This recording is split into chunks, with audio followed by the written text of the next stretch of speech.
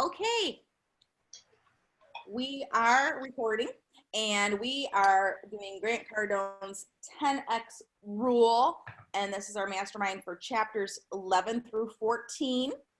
And Julie and I, she does been doing the notes and she thinks we have at least 2 or 3 more sessions to go for this mastermind based on how much is left in the book. So, and I love what is, Jeff, I was thinking exactly what you were thinking earlier about what Julie's saying about her new problems that she's creating for herself. It's a good sign because that means she's taking massive action. That's cool. I never thought, I didn't actually think of that. So I'm so glad that you guys mentioned that. Yeah, it was the first thing I thought too. So, okay, so thanks again, Julie, for your great notes. So that she puts together, she writes the notes and then I put them in this presentation so we can kind of see them and talk about them. So this is a mastermind, so anybody can really jump in and say something, but just keep in mind we have, a time limit. We want to end before 10 o'clock. So chapter 11 is about breaking out of the middle class. And he says, Grant Cardone says, the middle class is the group hurt most by the members' thinking and actions. He says the group is the most trapped, manipulated, and at risk. Now, keep in mind, this book was written or published in 2011, and he's talking about incomes according to census for middle class was 35K to 50K. That's actually grown quite a bit just in 10 years. So he's talking about these numbers aren't the easiest to live on those dollars in New York or LA. What I did here is I kind of looked up what are some current numbers of the middle class. So Pew Research Center says as of 2016, middle class income is about 55 grand. So it defines middle class as adults whose annual household income is 2/3 to double the national median. And then it goes on to say, of course, depending on household sizes, that's going to vary too. So I just wanted to show you, here's a breakdown of how much you have to earn to qualify as middle income. And this is from 2017 data. So a house of one is 24,000 to 72,000. So you can see it's kind of big ranges here. But these are the ranges of middle class, whether it's lower middle class to upper middle class. Okay. Can I chime in real quick on that? Do you mind?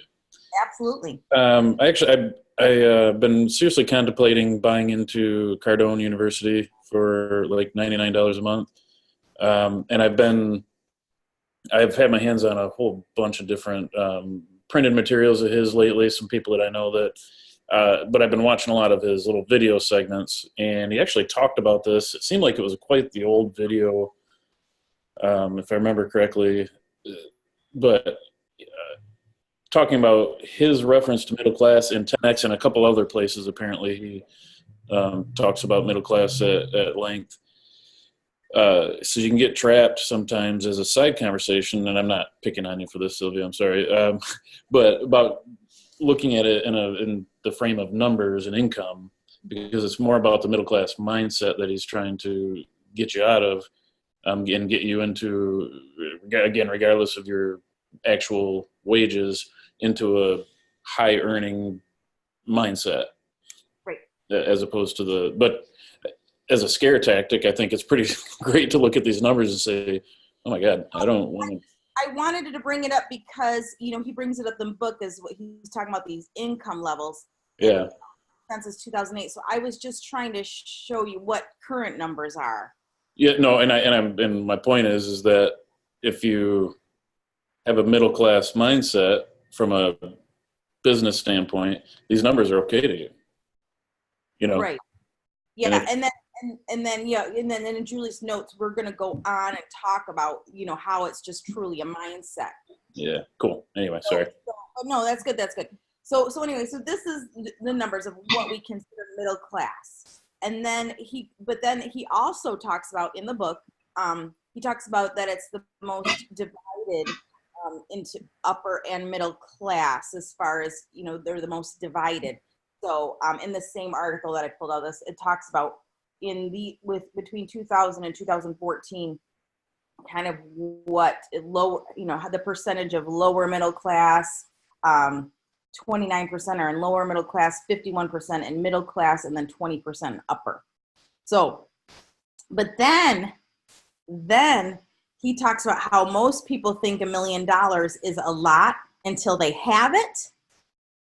And there's this video where Grant Cardone is talking, I found on CNBC. And I want to play it really quick. Nice, Sylvia. Huh? I know. Jeff, are you there? This video is for you. Is he there? That's okay. All right.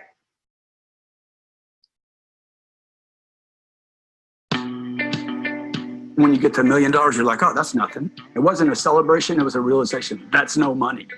Millionaire is the new middle class.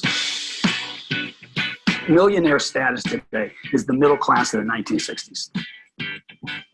When you get $1 million today, you're going to realize, oh, I got about 4 or 5 years of money. Now, I know some of you think, oh, I can live forever on that. You're wrong. You just hadn't done the math yet. When you start making it, you're just going to want to start making more. It's not about greed. It's about help. Because all of a sudden you realize, wow, I could help my church. I could help the local school. I could help my kids more. I could help my mom now. It requires you to do things that are uncomfortable. It requires you to meet people that maybe you don't feel like meeting. It requires you to go into environments that are not familiar to you. You have to extrovert even when you might feel like introvert. I say, go get rich, go help a bunch of people. And when you get rich, go get richer. Yeah. Oh my God, I love that. Yeah. So that same article I got this information out of, this video was in there. So I'm like, oh, I got to share that. It's just short and sweet.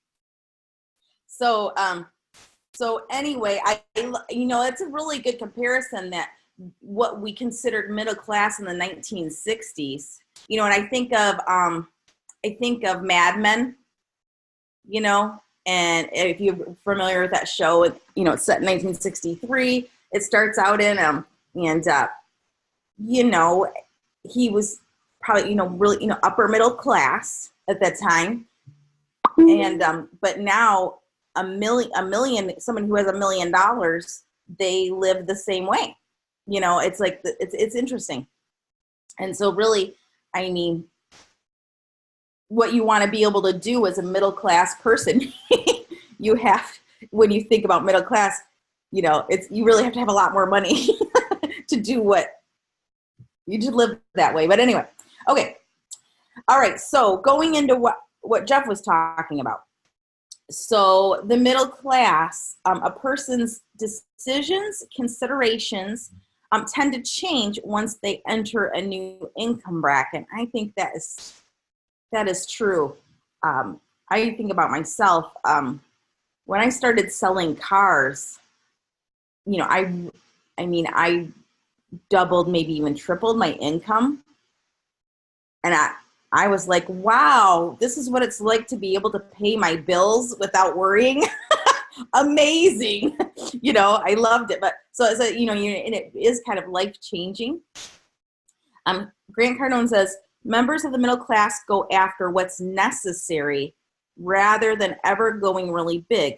The middle class is a mindset rather than an income level.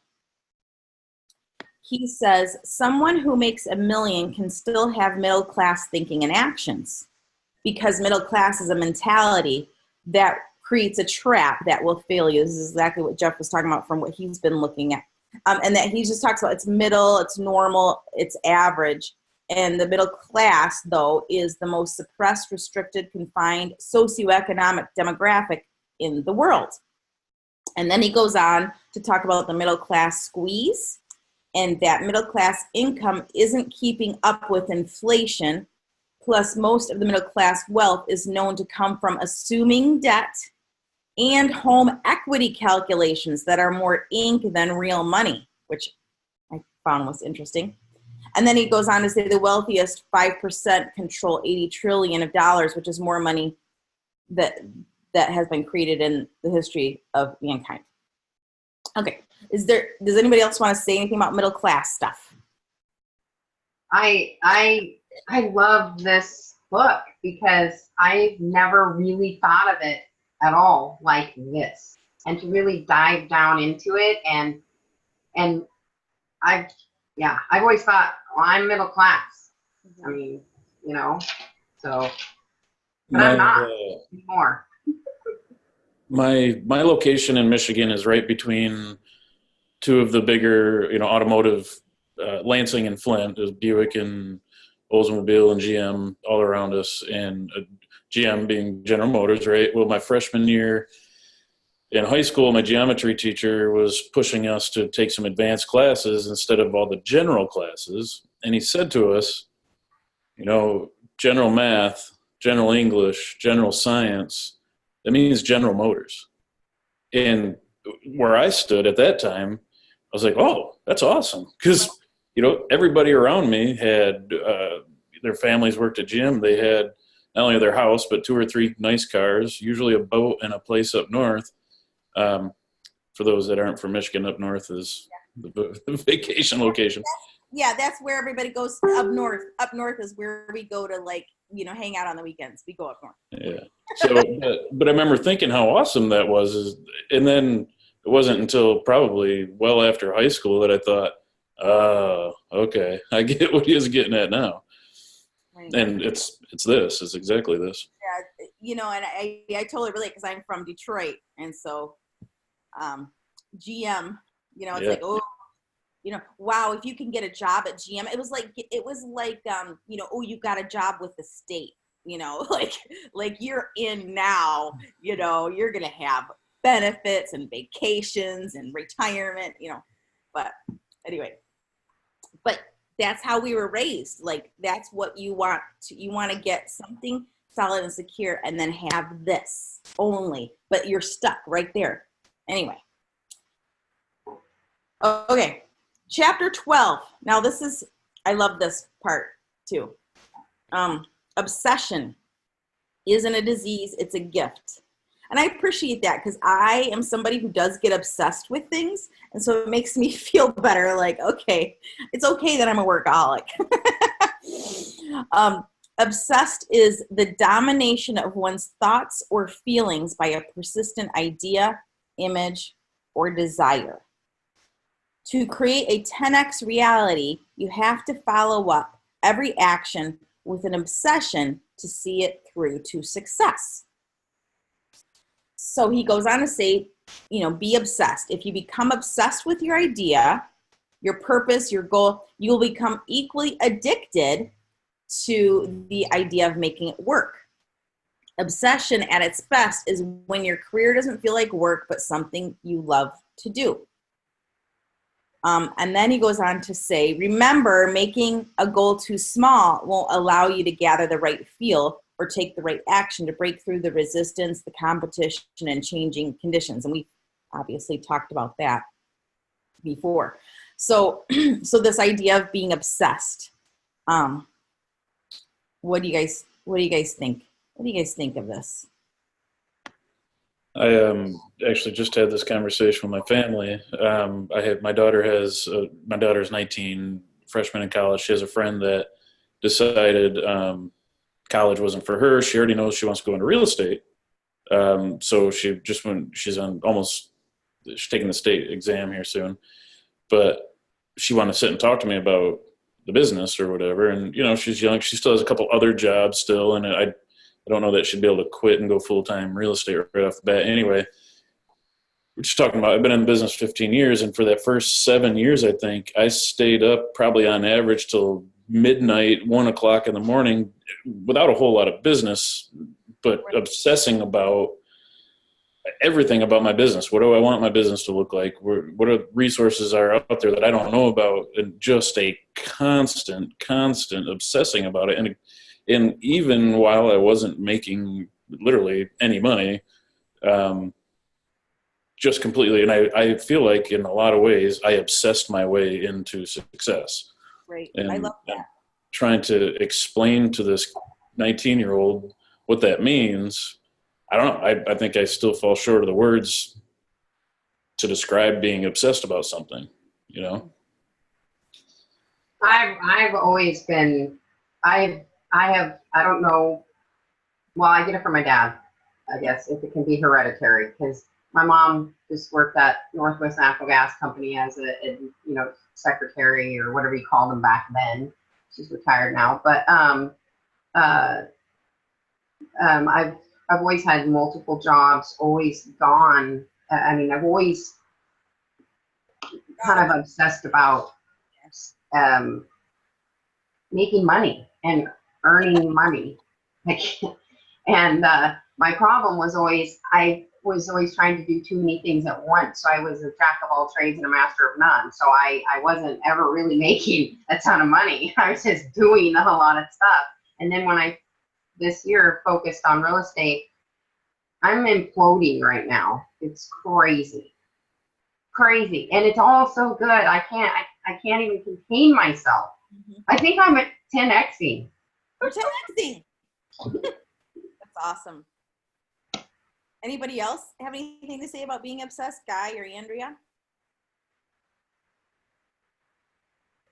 Okay. So chapter 13. So this is interesting too, about just going all in. Like when I'm typing up these notes that Julie takes from the book, and I'm thinking about the book and I listen to it and it's like, oh my gosh, Grant Cardone, you're so hardcore. You're so hardcore, and I love it. I love it because I'm so hardcore, and it just brings out that hardcore in me. Because sometimes you can get tired. You get tired sometimes. You just want to rest, and so it's like it revives me. But anyway, he's like, go all in and overcommit. The most valuable chips you have are your mindset, your actions, persistence, and creativity. He said, even when you fail, you can keep going all in. You just keep going all in, no matter what. Most people discourage the all-in mentality because they're taught to play it safe. But you only have limits if you impose them on yourself. And then he talks about the tortoise and the hare story. He said, we are taught to approach our goals steadily and slowly like the tortoise, but instead approach your goals like the tortoise and the hare. Like, do both. Don't choose one. By attacking your goals ruthlessly from the beginning and staying with them throughout the course of the race. I think, success is both. It's the slow, it's steady and persistent, but it's also a sprint.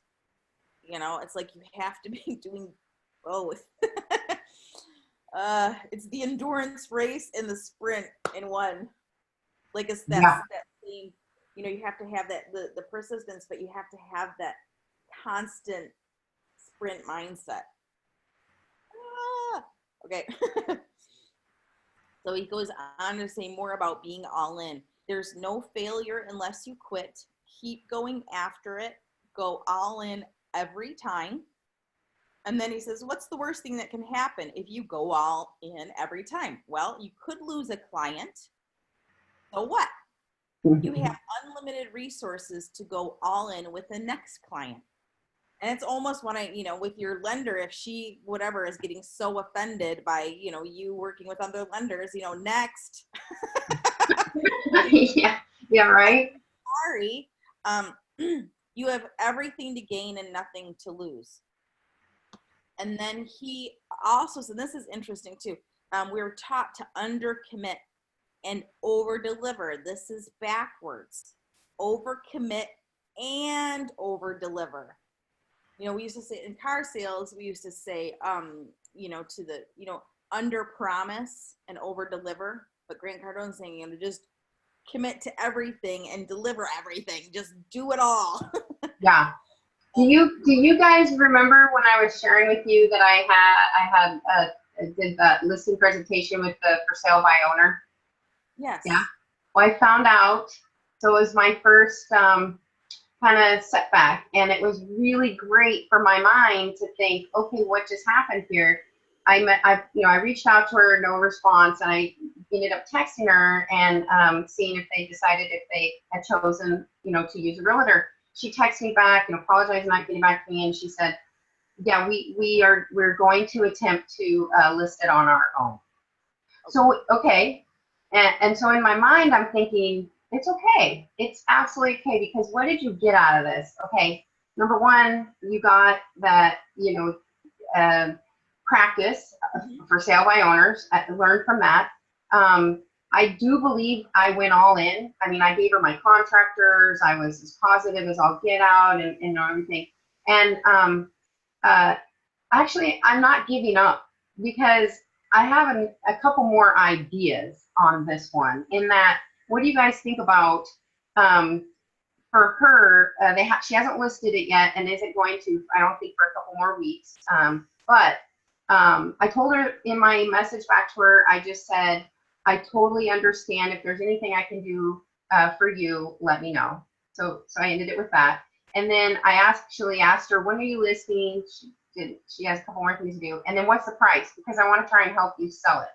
Because she's offering 3% to a buyer's agent. So I would actually make more money if I just sold it versus listing it. So, but my other thinking was, what do you guys think of me offering to her a flyer, not with my anything on it, because I'm not the listing agent, but just a flyer for her, and a written up sheet for a sign-in sheet where she has an open house that she can get people to sign in and give their name. And I could give a flyer to her, and in return, she gives me any names that come through her open house that I could maybe reach out to. And so it kind of does two things. She sees, oh, she's giving me a flyer, and all I have to do is give her some names of some people that don't buy from me, but so you could put it out there too. You're going to offer any. Yeah, and then my other thing is the referral. The reason why I got her is 2 houses down. I'm actually going live with my friend's listing on the 26th, and they're $40,000 apart, these houses, and they're hers one level, the other's different. But anyways, I was thinking hers is like a pocket listing. Nobody knows about it. So these people that are maybe at my open house for $40,000 less, they could get this pocket listing. So if they're not in, what I'm saying? So I'm really hoping she doesn't go live with her listing before me, because I could potentially sell it. Yeah. So anyways, I was just wondering what you guys thought of those things. Yeah. I'm not taking no for an answer. I still could get it. She told her friend that she's going to try it for a couple weeks. 86% of FSBOs end up listing. So, okay. I think knock it out of the park and get this other house under contract, like ASAP, like give your all to your listing, like every piece of energy you have to sell that. Okay. And then it's going to get sold, and hers is going to be sitting there for, a couple months. Yeah. So anyway. Another thing you could do, Julie, and Sylvia is the KV Core master, but create a manual listing on your KV Core site. That's what I was doing too. I wanted to say that, Jeff, but I don't know, it might be different in her state as far as what her rules are, but.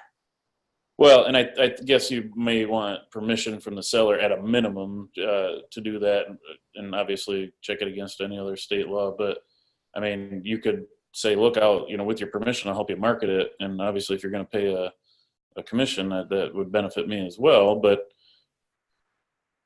so you could, what he's saying is you could create a manual listing in KV Core if I don't know what your state rules are, but anyway. Create this manual listing in KV Core and then treat it like a single property website, and then create a squeeze page for it and give it to her to share on her social media, and you will start generating leads from her sharing it, and make it so like that people can see several views before they have to register, like 5 or something, so that she doesn't feel like weird about it. So then and that would be a way for you to. And you could promote it too, obviously. But anyway, that's another thing that I did think of that, but The rules. Okay. I don't know how it works in different states, or I don't know, Jeff, does that usually,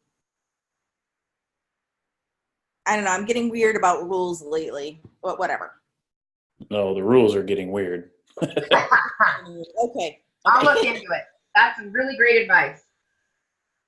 Okay, so overcommitting and over-delivering. So the only way, and I love this too, and it's just numbers. I mean, the only way to truly increase your appointments and increase the number the only way to increase your appointments is to just increase the number of people to whom you speak. The same goes with flyers, mails, emails, social media, personal visits, events, meetings. So just the more you're out there, you're putting it out there, you're talking to people, you're touching people, that's just the more appointments you're going to get.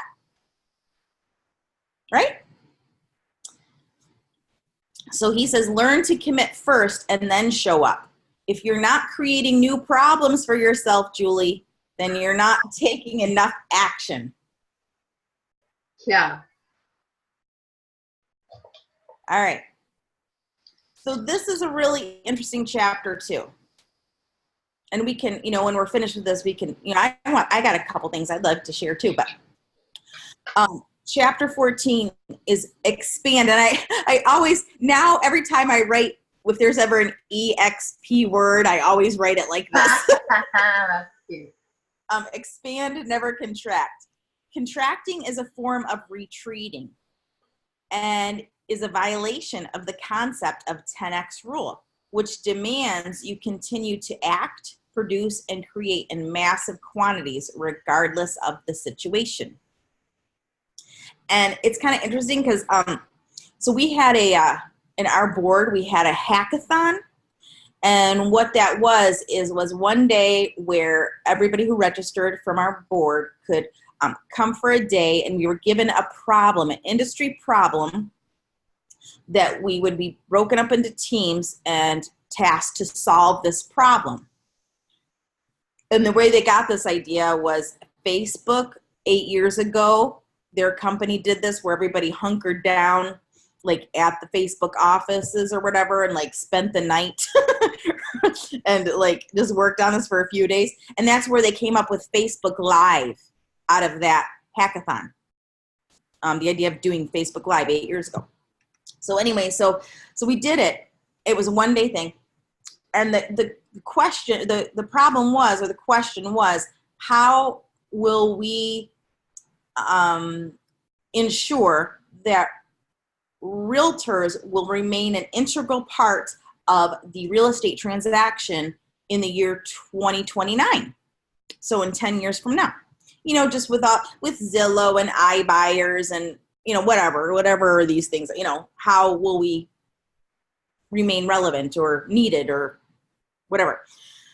And it was just really interesting because my mindset did initially go into let's just dominate, not compete. We're not going to compete with anything. We're just going to dominate because we've been talking about this. But it was interesting. Other people's presentations were like much more restrictive. Like, well, what we're going to do is just make sure realtors are better educated and do a realtor university where everybody will have to go to realtor school for a year. And then everybody's going to have territories, and you have to be hyper local in your territory and know exact, and you can't sell real estate unless you're in that territory. It's like, ew. Not doing any of that. But anyway, it was so this whole thing was interesting to me because as we've been obviously I've read this book several times, but as we've been masterminding about it, I'm just, it's just go big is getting in my head even more than it already was. So he says most companies fail not because they stay on the offensive, but because they don't properly prepare themselves for the expansion and cannot dominate the sector. Yeah, I absolutely agree with that. And then he goes on to say, expanding when others are contracting is difficult, but once you get into the groove of making it your innate method of responding, so you're innately responding in this way of expansion. And that's such a law of attraction way of thinking too, is just constantly thinking the mode of expansion. The ability to continuously and relentlessly attack any activity will give way to forward movement if you automatically are thinking expansion. Because most people will only attack to the point of resistance and then they'll back off. Mm-hmm. Whereas those of us who are training our minds are going to constantly attack with the mindset of expansion and domination. Which actually could go in with that example I just said when, I mean, on a really tiny, itty bitty small scale from this for sale by owner was like, she told me she's going to, she didn't go with another agent. She just was going to try her on her own. And I thought to myself, okay, well, in my mind, I'm not giving up. I'm still going to dominate this. Exactly. Awesome.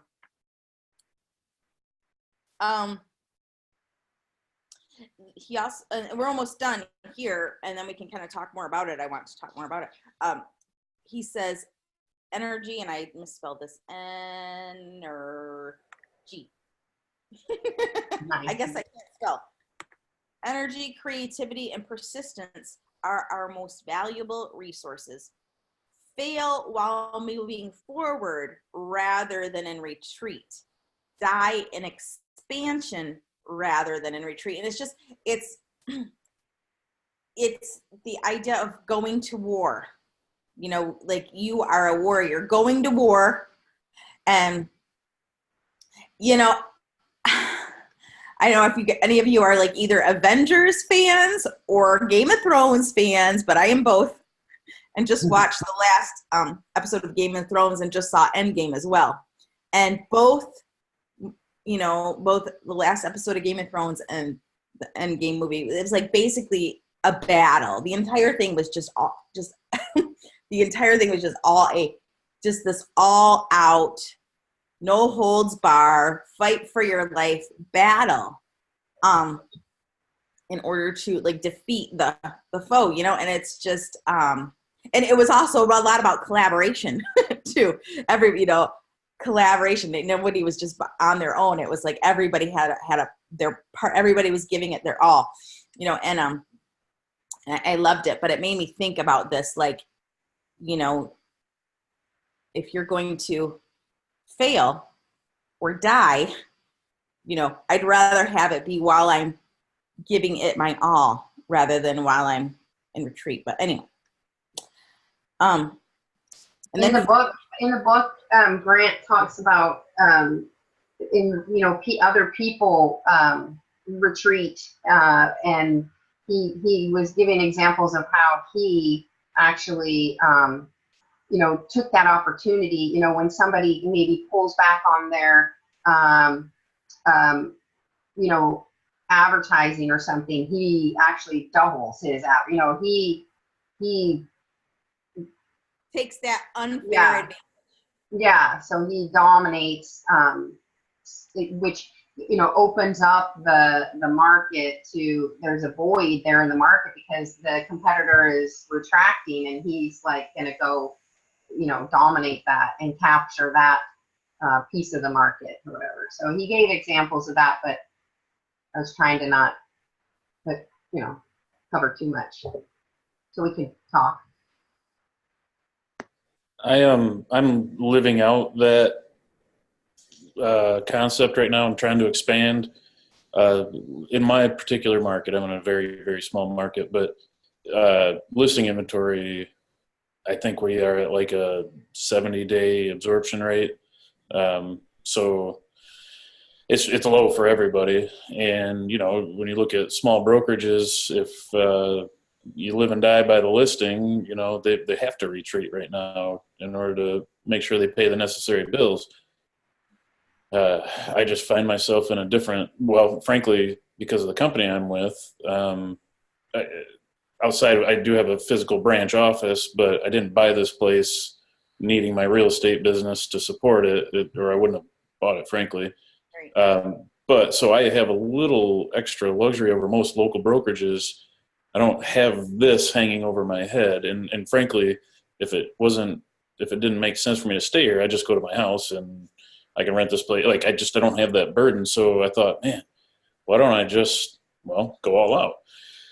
We talked about this last time. My 10X is video stuff. I'm an introvert, but in the past I have a fair amount of video experience. I've done video for 6-7 years when other folks weren't doing it. So this time around, going 10X, not only we're going to do some nicer videos like what Julie's been doing. Julie, that I just at the beginning of this call I watched your video. It's my restaurant one. Yes, and it's awesome. Very, very, very awesome. And so I'm going to be doing something similar to that once a month right now. I want to make it two times a month, but do a business owner interview, a point of interest video, an event video, but generally make it about, whatever the subject matter is and not about myself. And so I'm hoping that expands into, people calling and saying, hey, why don't you do one of those videos at my restaurant or whatever. But I figured out that not only do I have to do that, but I have to make sure the right audience sees that. So I'm going to have to invest a fair amount into some promotion of all the subject matter or whatever. So I know for a fact that there's 2 franchise brokerages in my marketplace that are literally retreating, like they're cutting up their space and renting it out to other folks and stuff like that. So I feel like it's pretty good timing to just go. Go. Yeah, so we'll see. You should put your video up here, Sylvia. You should bring up his video and show it to everybody. It's awesome. With several of them. The most recent one about Call Me.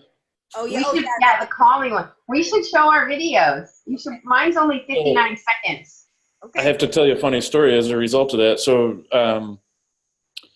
we have a local fiber optic internet provider who is an awesome steward of the community. Like they are just their product is awesome, their service is awesome, and they're just really do really cool things in the community. Well, a couple of years ago, they got a local photographer, videographer, sound producer. They redid Surfing in the USA, and they recorded it as Surfing the Daystar Way. Daystar is the name of the company, so surfing the internet, Daystar Way. And it was incredible. It was very high quality. It was in different landmarks around town. And these construction worker dudes that lay the fiber optic cable got their safety vests on, their hard hats, and they're singing, Surfing the Daystar Way or whatever. It was a huge thing. Well, I've had a nice business relationship with that company. They've sent me a lot of business, and I've tried to do the same to them. Well, the owner has got a chuckle out of the last couple of videos I've done. So this week he had their office people reach out. They're coming in today to record. They want us to be a part of it. They redid I don't know, whatever the new Justin Timberlake song is, their newest one, Something About a Feeling. Oh. I don't know. It probably just sounded really old. Hilarious. Can't Stop the Feeling. Yeah. So they're coming in. So I'm in my early mid 40s. I have my buyer's agent is in his late 20s, who is much more hip to this stuff. But they're coming in, and we're like dancing in my office to them, and I don't dance, and I'm an introvert and all that stuff. So, but when they call and ask us to take part in this, they want to do it at our office because it kind of looks like a house and all this other stuff. But I can't say no to the guy, and I'm this is 100x for me. But it's the momentum thing, I guess, is what I'm saying. Yeah, awesome. So this is the last page. Take 10x actions consistently and persistently.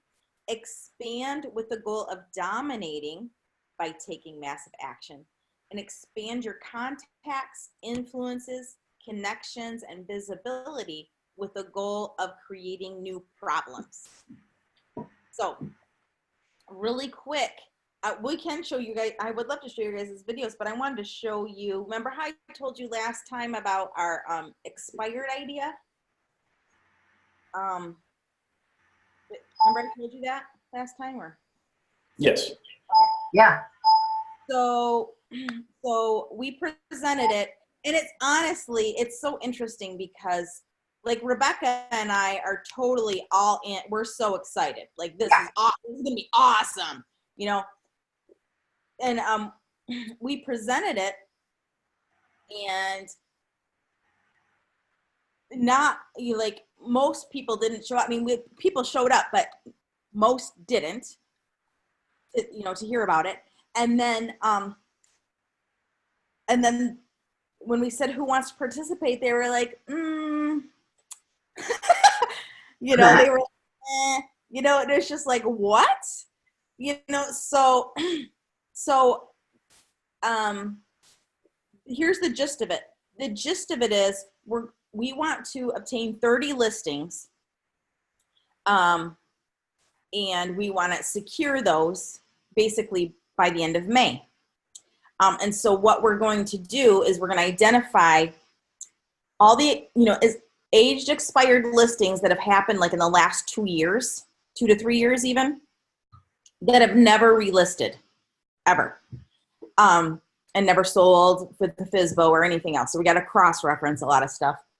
This is the reason that I wanted everybody in EXP in West Michigan to be involved, because this is a big project. I mean, to go through all that data and find these listings. And then also any FSBOs or pre-foreclosures, or those that are foreclosed upon and those owners are sitting in their homes and during the redemption time, not knowing what to do, not realizing that they have equity, whatever the case may be. So it was a big project, it's going to take more than 2 people to do. So anyway, the idea was to work collaboratively to go to these homes with 2 or more people, to contact that owner personally. And the way that we got this idea, Peter Percelli is an EXP agent. He wrote this book called The Politically Incorrect Real Estate Handbook. It's really an awesome book, actually. I highly recommend it. But he's got one page. It's called Deploying the Crazy Van. And I think I've talked about this before, but that book. I bought it. It's because of your promoting it. It's a hilarious book. Yeah. So, it's so easy to read, but I think it's any new agent should have, any agent really. It's just all about being a better agent. But there's one page in there about how to deploy the crazy van. And this is kind of where we got this idea, because we did it. And what we did is the crazy van is just getting some balloons, getting, turning up the music, getting some pops and sodas and driving around, have real estate signs with you, and have a group of agents go and find FSBOs and basically assault the property, like starting to take pictures, knocking on the door, talking to the homeowner, saying, we're a team of realtors. Why are you moving? When do you want to move? We want to list your house, and just, just doing this. So there was 3 of us, and we actually did it. We got balloons. We went to the house. We also had a note card in case she wasn't home. And so she wasn't home. We talked to the neighbor, and we left the balloons on her door, and we wrote a note card, and we put all 3 of our business cards in the note card, and clipped it like with one of those clips to her door. And then what we did is we sent her a video message. So I sent her a text. I texted her a video message, just a 30-second video message of us introducing ourselves in front of her house with these balloons, saying, we stopped by, we see your house is for sale, and we just think it's beautiful. We'd love to see it. If there's anything we do to help you, please let us know. We introduced, and so anyway, we ended up getting the listing appointment, and it was really cool. Now, she, it was the same thing that happened to us, Julie. It's like, oh, we're still going to try to list on our own because that's what her kids wanted her to try. But whatever. So, but who knows? She still might list with us if she sell it, right? So anyway, so when we did it, we're like, that was really fun. like I could approach expireds and FSBOs this way. Like now I feel like I can do this now, you know, because that was fun. Confidence, yeah. Yeah. And we did it together. And we when we did the listing appointment, we did it together. And the woman was perfectly to have all three of us. She loved showing her house to us, and she loved talking to us, and we had a great time. So anyway, so that's what we're going to do here. So the idea is to work collaboratively to go to homes in teams of 2 or more and contact the owner, present the plan. So the idea is to present a 10-day listing agreement. Right. You know, because these are mostly expireds or people who, you know, just give us a chance with this 10 days. And then we're going to do a big open house weekend to promote it. And, you know, other EXP agents will be able to hold the opens for us if we can't do them all. And we have like 3 different, you know, Friday, a Saturday, and a Sunday open house to kind of stagger them so we can get to everything. And then, so anyway, so this is the plan. Yeah. And we have a lender that's going to work with us. He's so excited about it. So he's going to be offering like $400 off closing costs for any buyers of the homes, or if these sellers are moving and need a new home, you know, going to offer that. And he's going to, you know, provide like snacks for the open houses and balloons and help us with advertising. So it's just really fun. So anyway, so that's what we're working on, but it was just so interesting. You know, I feel like this is such a 10X thing to do because it's going to take some, but we're kind of flabbergasted how no other agents in our area are really interested in doing this. They're like, I don't get it. But anyway, okay. Julie. Yeah. I got to go to your Facebook to get the video. Yeah. Yeah.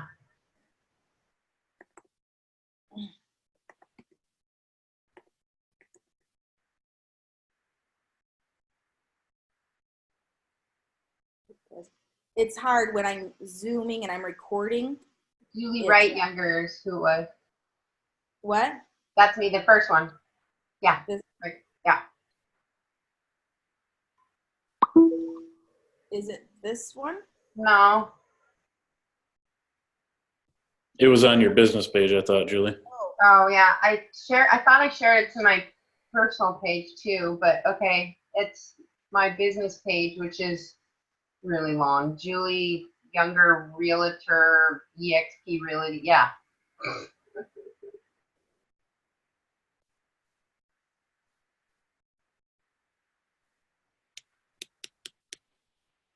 My computer doesn't like to go very fast when I'm Zoom streaming. Yeah, there it is right there. Another great restaurant. Okay. There.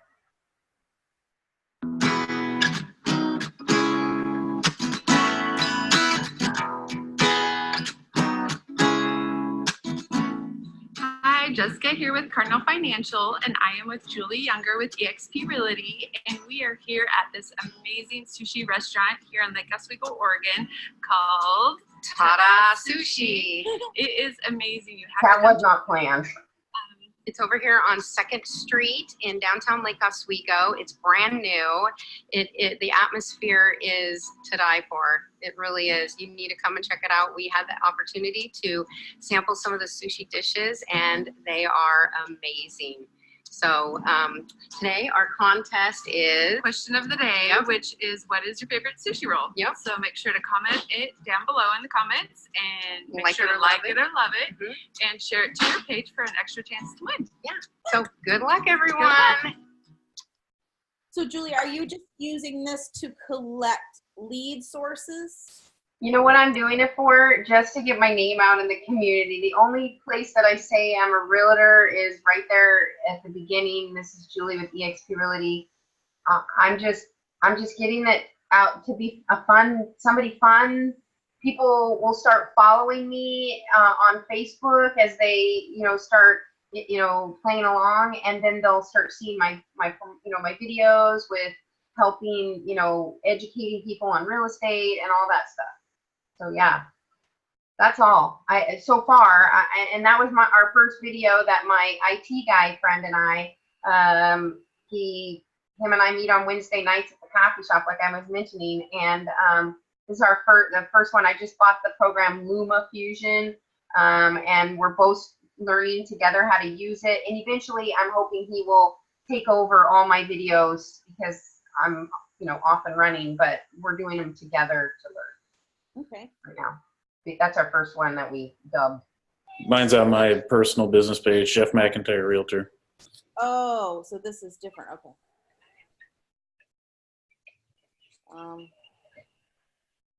It's 10 o'clock.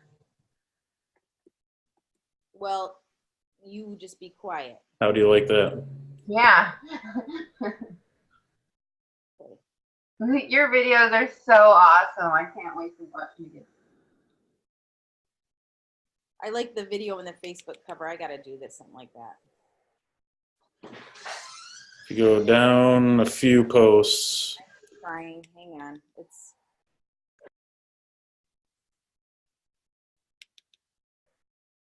I've been posting a lot lately, so it's down a little ways.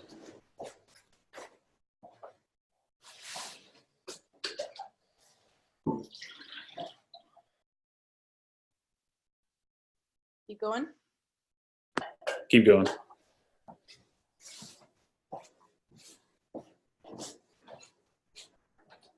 Jeez. Yeah, quite a bit. So that's the call me one is right there. Yeah, do that one. Thinking about selling your house, but you have no idea where you'd go if you were able to sell your house. So you haven't taken any action on it. It's a common dilemma we're facing right now. I get it. But from where I stand, you need to call me. I need you to call me. What if I had a plan for you? You need to call me soon. I need you to call me. Give me a call. I just need you to call me. We can talk this out. We can create a plan. And we can just see if it makes any sense at all, if there's even a shot in the dark that we can make this happen for you. I mean, now is the time to start planning. I believe it's worth us taking the time if there's even a remote chance for you at selling your house and finding a new one under whatever guidelines you're faced with. Some people don't want to move twice. I get it. Some people are willing to move twice if they knew there was a reasonable chance at getting what they wanted in the future. Even if this plan doesn't need to take place for the next year, I need you to call me. Inventory is going to be the same or similar for the foreseeable future. I just need you to call me so we can schedule a time, sit down, and just talk this out. It may not be as complicated, as difficult, or as impossible as you think it might be. We just need to start by talking about it. So give me a call. I need you to call me. You need to call me soon. Let's schedule a time, sit down in my office, talk about your situation, talk about the house, talk about what you want in the future for your next house, and let's just see if we can make it work. You may be surprised. That's fun. I love it. Cracks me up, Jeff, because just knowing you, getting to know you. Call me. Yeah, it makes me laugh. The one I did previous to this one is the one that makes me laugh the most because Oh yeah, the one that you you want to. Yeah. Yeah. So that one. Where's that one? I woke up in the middle of the night with that idea, and I can't believe I actually tried to carry it out. It should be coming up. There you go. One? Yep. With the glasses. Oh, hey. Didn't even see you there. I love the book, 10X Rule. How you doing? So, I've been doing some thinking. It's time to sell your house. It really wouldn't take much. It's a simple process, really. You know you want to. I love it. I love that. I want to do that. Do it. Do it. Okay, guys, it's 10:03. Okay. Guy and Andrea, thanks for joining us, even though you didn't have your cameras on. Didn't say much, but thank you for joining us, and we'll be back next time. Yeah, I love this. This session is so great. I look forward to it every week. So thanks, guys. Thanks for Not, sharing. not all of us are as photogenic as you, Sylvia. Look at me right now. Look at me right now. I'm just saying. I am It's photogenic. amazing. You got a fan out there, amazing. Sylvia. I woke up like this. I did wake up like this. I mean, okay. Bye, guys. Have a good week. Go kill it. We'll 10x again next week. Great to meet you guys. Great. Thanks, Guy. Bye, Andrew. Thank you. Bye, Julie. Bye. Hey, and where are these videos archived? Are they on YouTube? Yeah, they are on YouTube, but I haven't posted the ones last couple weeks. I'll do it. I'll get it done this weekend. Oh, I just didn't know if I was going in a public way, or if I was speaking, or if I would be like, oh, if it would be private. So very cool. It is on YouTube. So yeah. Okay. Thank you. Bye. Bye.